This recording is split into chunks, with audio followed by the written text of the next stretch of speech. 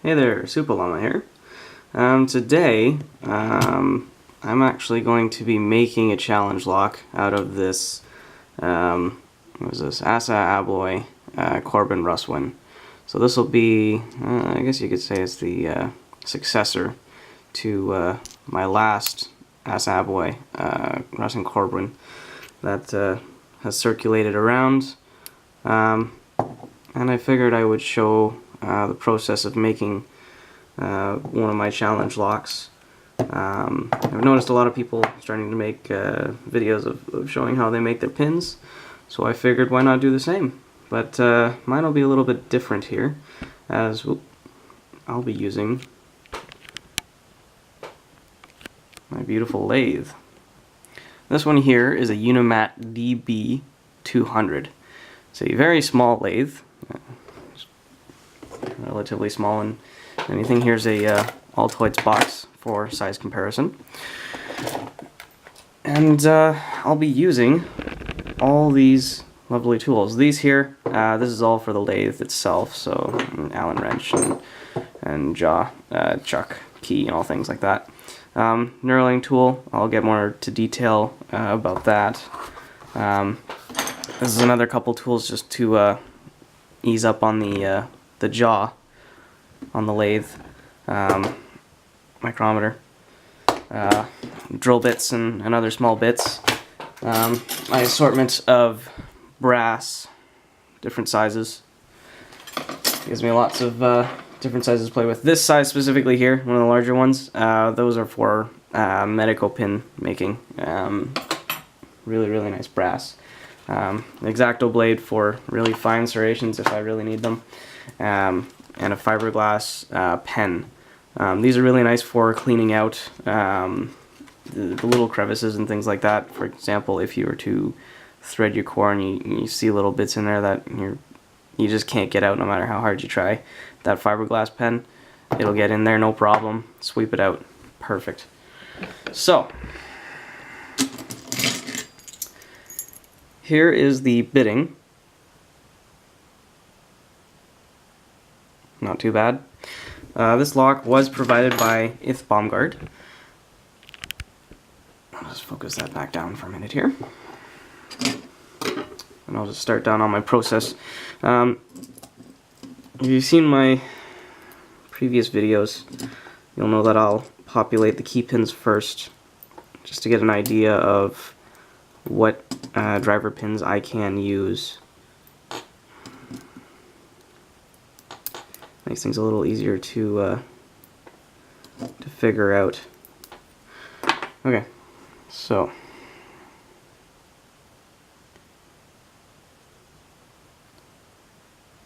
there's our bitting. Number 3 we'll probably do something a little nastier with, because it doesn't have a whole lot of room, but everything else is well below the shear line, so it gives lots of room for the drivers to play. So I'm going to keep the key pins, as a lot of you know, if you've seen any of my challenge locks, none of them have security key pins, so I'll be keeping those key pins. It just makes things easier to work with. I don't really find security key pins do a whole lot, and it makes it easier to work with the key as a whole when the lock is fully built.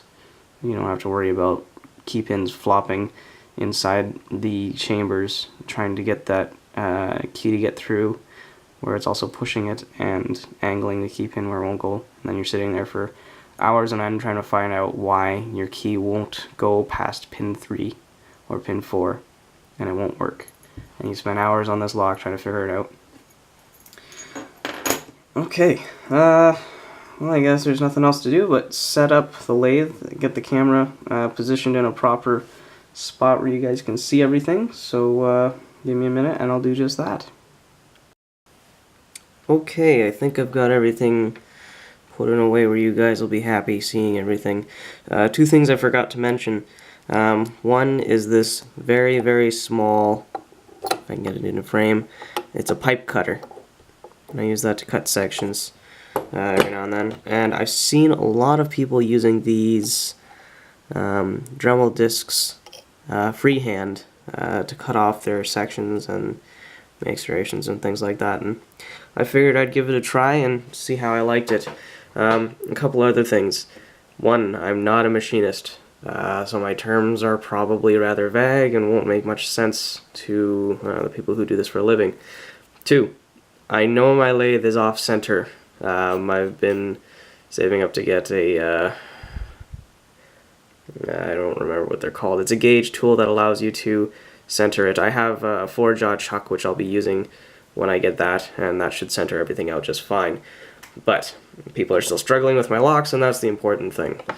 So I'm going to try and start with making pin 3, just because it's the smallest of the pins, and I don't really like making small drivers anyway, so figured I'd give it a try.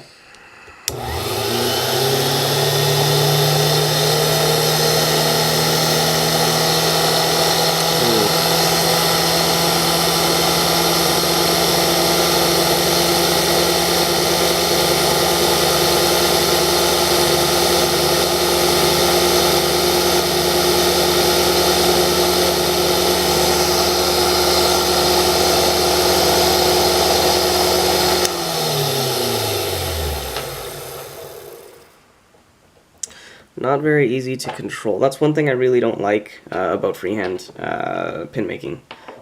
When you're really good at it, you're really good at it, but I'm so used to using my lathe and all my fancy tools that it's just it's not easy for me anymore to freehand. So what I'm going to do is I'm going to use my pipe cutter to make a bit of a cut into the brass as a serration, and then I'll go over it quickly with the end tool. I'll keep that in the center there for you guys.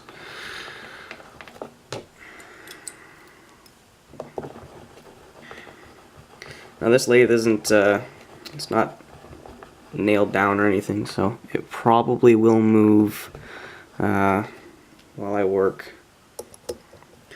But all I do is I just clamp it on at a point where I believe should be good.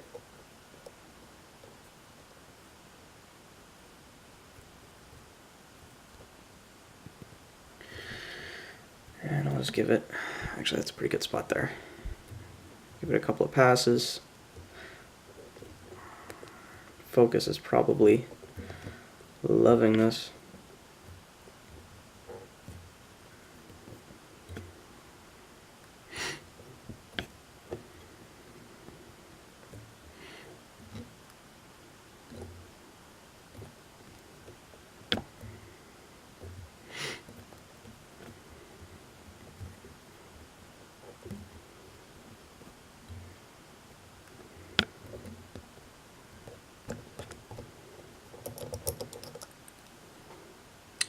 Okay, so we've got a nice deep serration, but it's not very wide.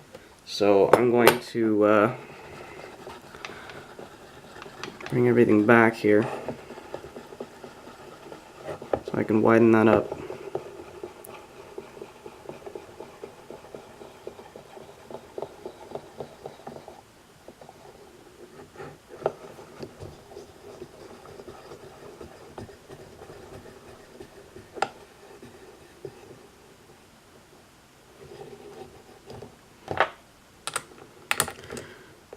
I'll just tighten up the tail piece, bring that in. Make sure that's nice and tight. Can you guys see that? Yeah, I think so.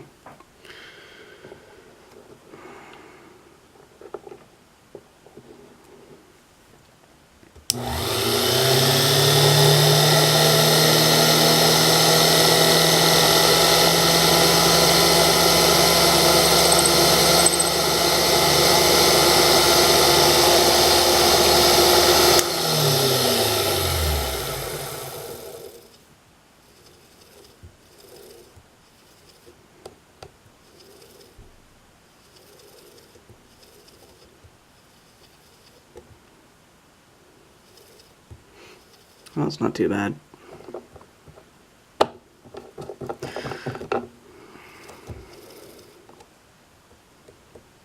I've widened it out just a little bit, just enough.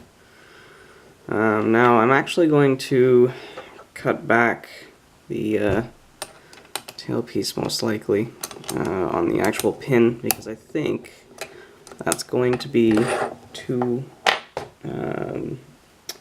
far into the pin. I like it to have a little bit of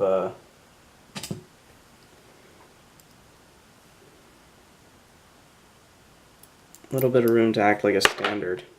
So just put the pin inside the core, and yeah, it gets way too far. So what I'm going to do is I'm just going to move this piece until it's pretty well flat.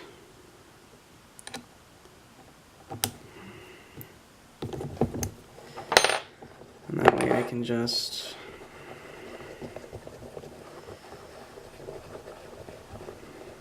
face it, as I believe is the term.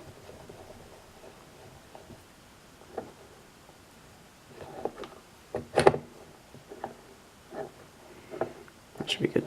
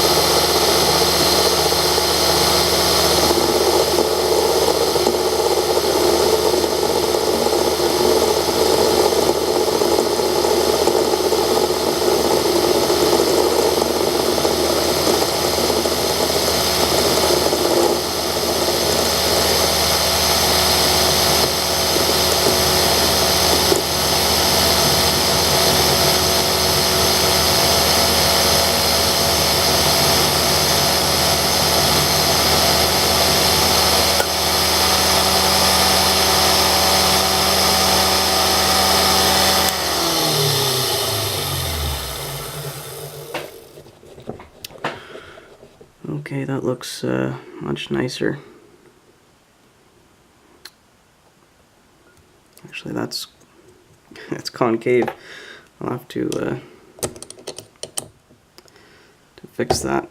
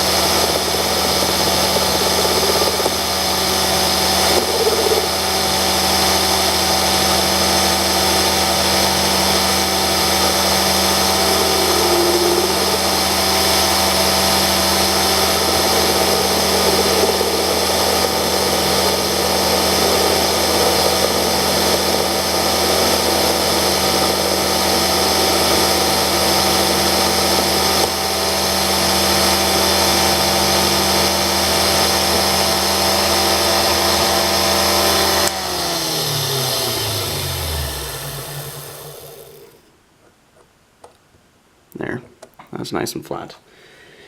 And did we bring it down enough is a question.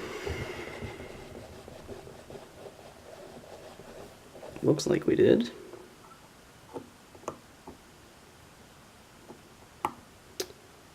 We could probably bring it down just a little bit more, ever so slightly more.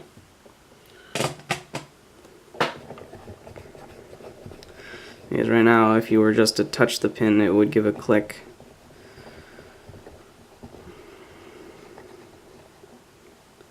Not quite where I want yet.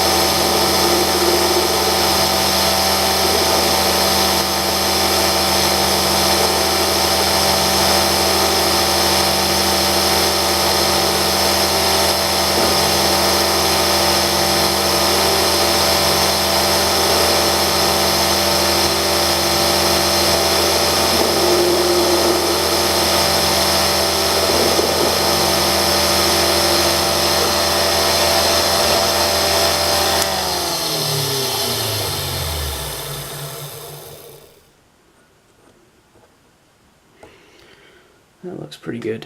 Let's see.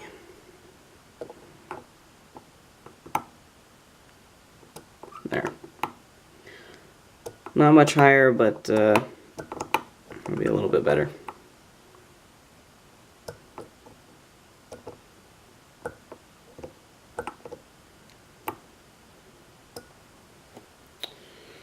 Okay.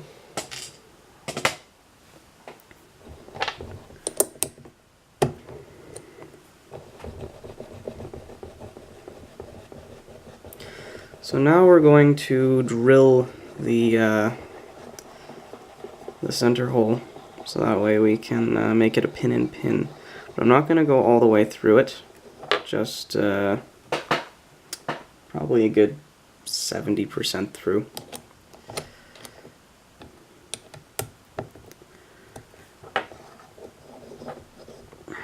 So we're going to change the tailstock piece. And I will have to do this a little off camera because even the camera is kind of a hassle.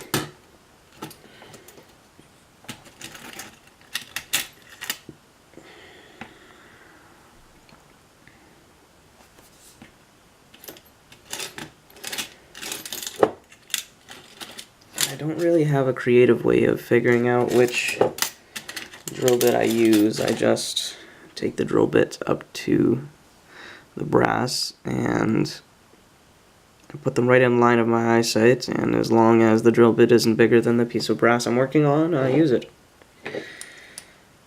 Granted, it gives enough after to still have some rigidity to it.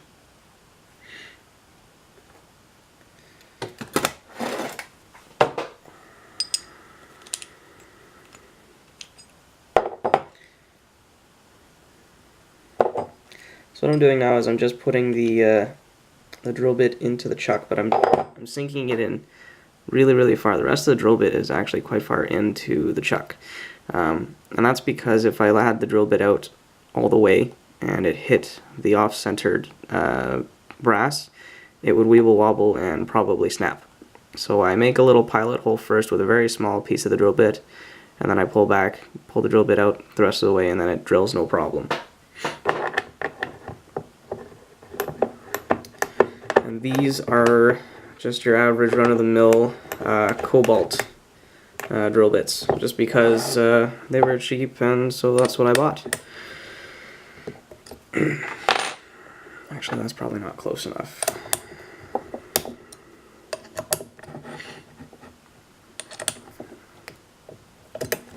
Just so you guys can see.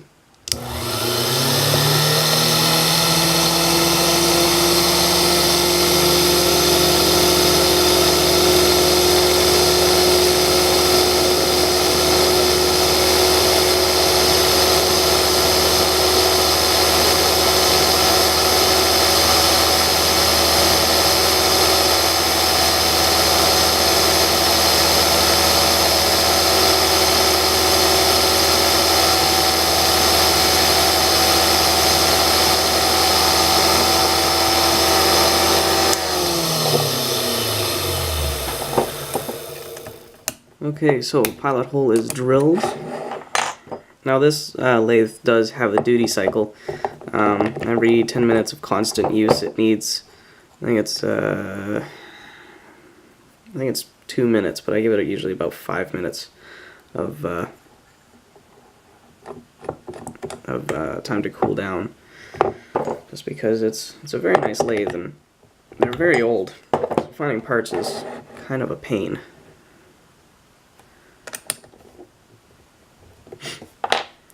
I also stop every now and then to clean the drill bit, just to stop it from clogging up, things like that.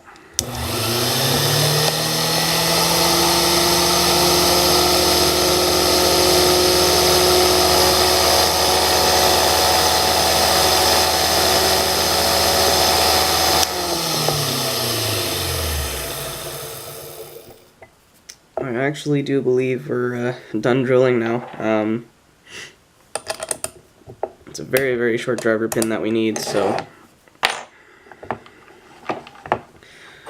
I'm just going to take, where are my, I don't have a nail handy.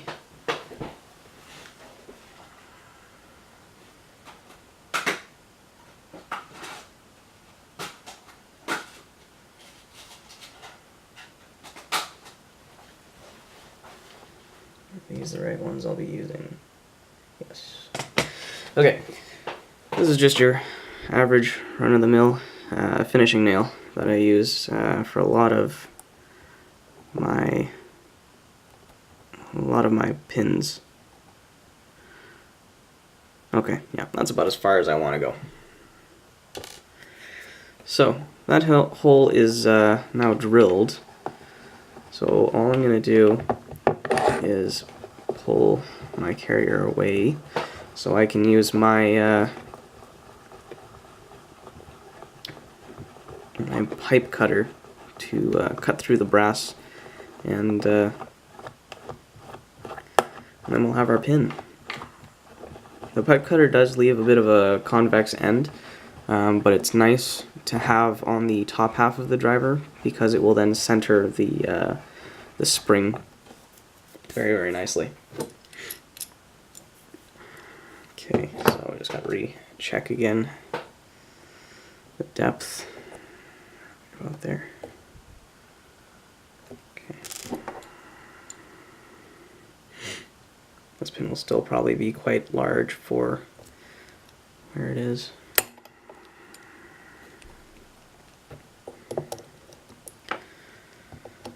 It's hard to get around the camera with this thing. Okay, I think I might get there, but I'm just going to do another check. I know it's a bit hard for you guys to see.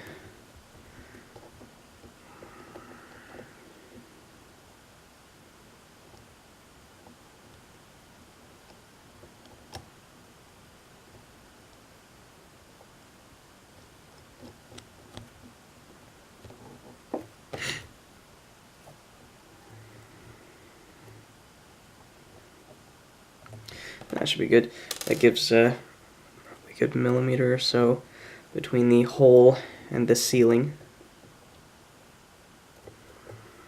So all I'm doing is giving it a couple of twists and then tightening the orange nut on top to bite down again.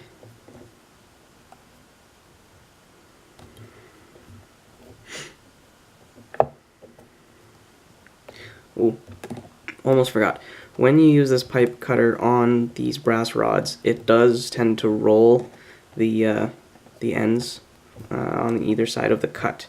So I will actually turn this down ever so slightly just at the end before I finish cutting, just because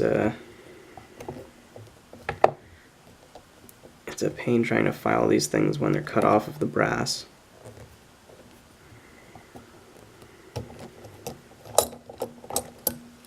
Okay, so we've got our cut started, but again, the rolled edge does cause an issue, and that probably won't go down far enough. Yeah, you can actually see that the rolled edge, oh, there we go, is kind of halting that pin from continuing on easily. So I'll just give it a quick hit everywhere.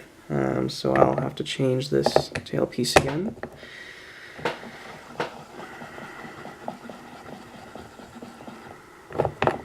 A lot of adjusting with this lathe, but the pins that you end up creating are absolutely gorgeous.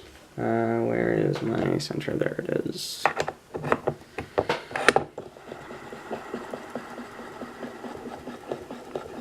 And the bit I'm using is just made out of high-speed steel.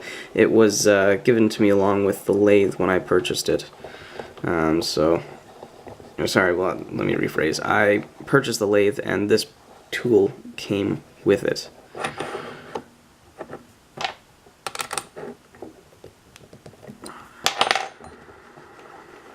Okay, is that still centered enough for you guys? Yeah, kind of.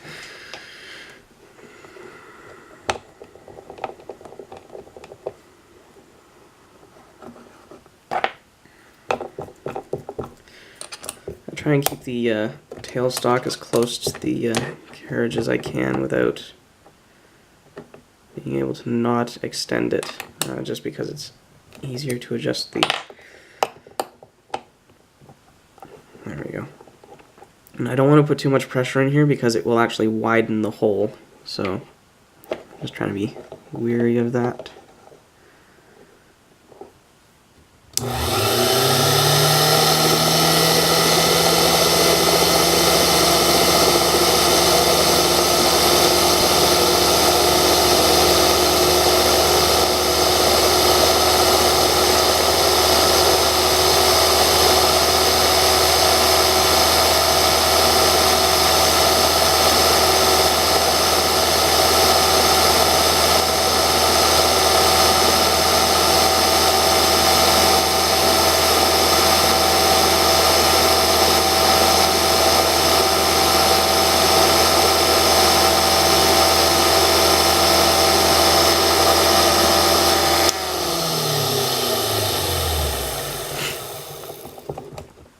Okay,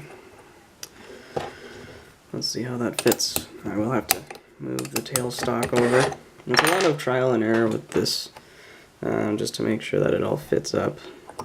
Oh yes, there we go, like a glove. Okay, so I'll just move the carriage out of the way again so I can get the pipe cutter in there. I'll finish the cut off, and the pin should just fall.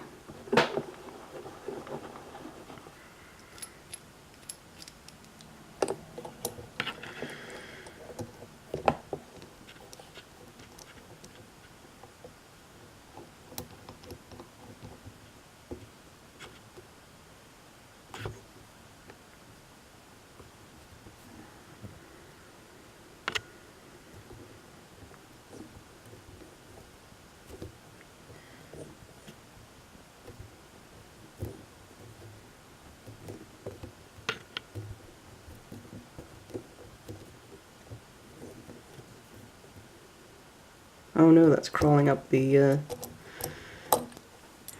pin, which would be nice if I wanted to serrate it, but that's way up here where the spring is going to go. Just gonna move the camera out of the way a little bit. And I'll move it up ever so slightly so it's still centered.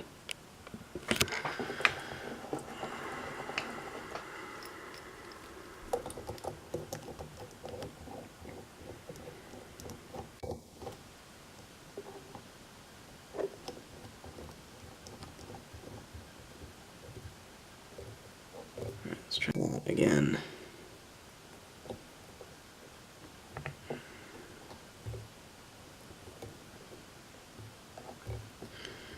There, that seems to be biting into the right spot.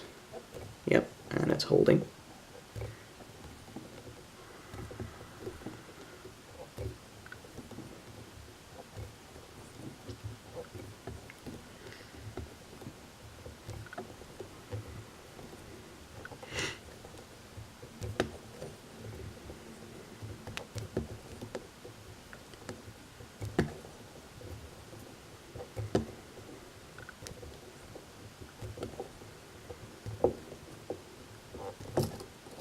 There we go.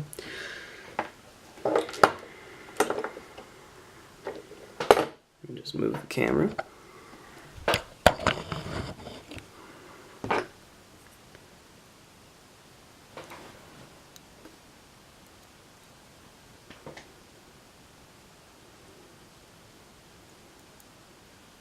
Oh, come here. There we go. And here is our pin. As you can see, there's a hole on one side, no hole on the other. Plus with the convex end, there's a little nib on there as well. It also helps to center the spring I found, so I don't really take it off. So there is one pin made on a lathe in approximately 26 minutes. Yeah, it's a lot of work to go into one pin. Let me put this in the lock here.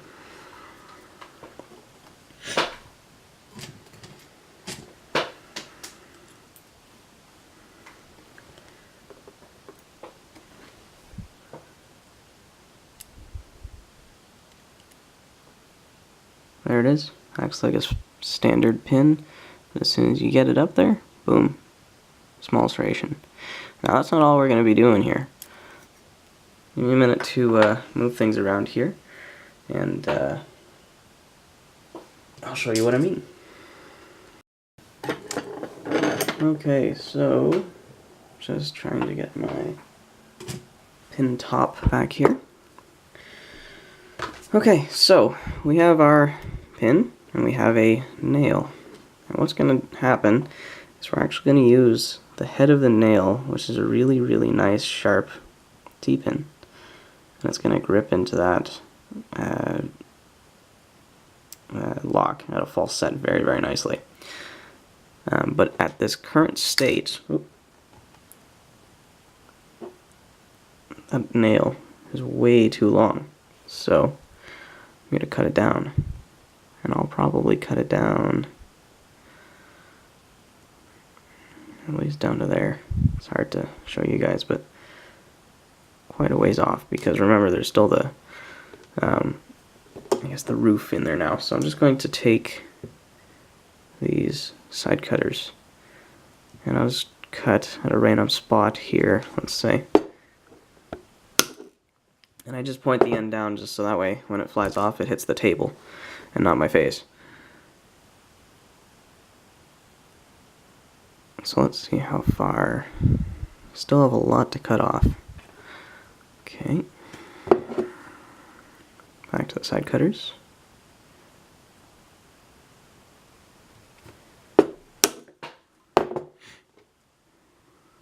Test fit. Now there is quite a lip there already, but that pin 3 doesn't give a whole lot to play with. So if I was to, oh, I took that pin out. If I was to repopulate that core with pin 3, which I will.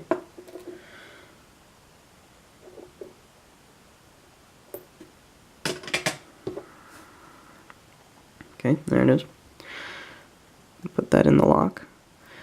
The only thing that's going to be working in there is the nail. So, oop, cut off more. How much more? Well,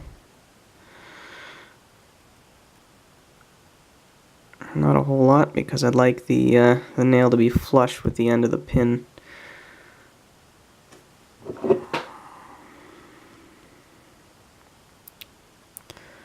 So let's try there.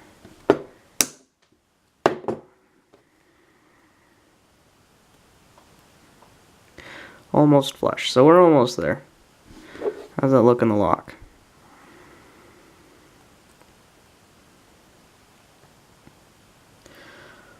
Almost. I'm gonna keep cutting.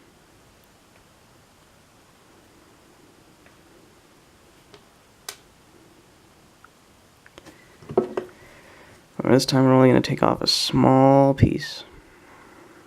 So we don't want to cut too much, or that T-pin doesn't do anything in the lock.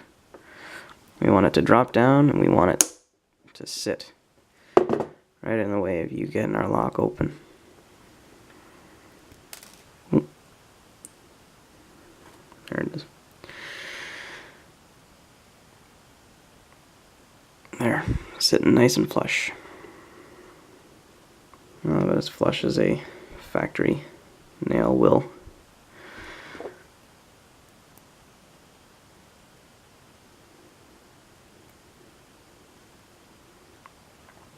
And now that pin is sitting there, kind of weeble wobbling, but if you were to add tension, it immediately hits that serration. So this core will have a little bit more flop than normal, but everything will work. And if we take off the top piece, there's that little nib sitting in there.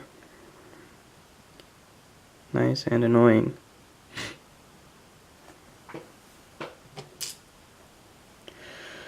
Okay, so there's pin 1. I guess I'll have to make each pin one by one. It's going to take this long. So, thanks for watching, and stay tuned for the rest of the lock.